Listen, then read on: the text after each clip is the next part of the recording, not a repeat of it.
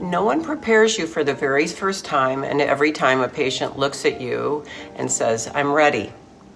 You know, as a new hospice nurse and as an American, talking about death was not very comfortable. It was really awkward and actually quite frightening for me, even though I'd been a nurse for a long time. I was fortunate to be trained by the hospice supervisor at my company, who had been one of the forerunners of hospice care. She was strong and confident in her ability to be present in the room with a hospice patient and comfortably use the words death and dying.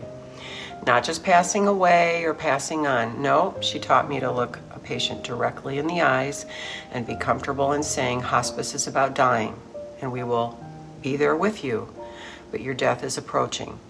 And then we go deeper to connect with that individual. Tell me what you want. Tell me what you want me to know about who you are, so we can know how best to be with you.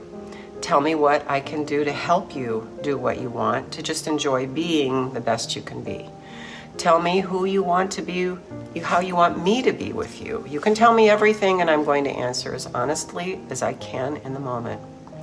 You know, I've been a hospice nurse now for almost 20 years, and now I too can face the inevitability of what we are all facing, and I can talk openly and honestly when a patient asks me, "Am I dying?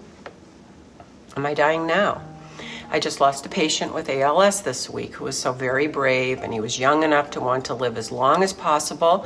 And because he was young and had generally healthy organs outside of his neurological disease, his body just was reluctant to give up and die. Took a lot of medications to control his pain and his shortness of breath. And 2 days before he died, with his wife at his side and his son sitting by, he looked directly into my eyes and asked me, "Nancy, am I dying?" And I said, "Yes, you are, Will. Are you afraid?" And he said, "No, I'm ready." With his family present, I asked if he was ready to be fully asleep and not be able to talk anymore and to say his final goodbyes. And he said, "Yes." And he looked from me to his son and his wife and again said, "I'm ready. I love you."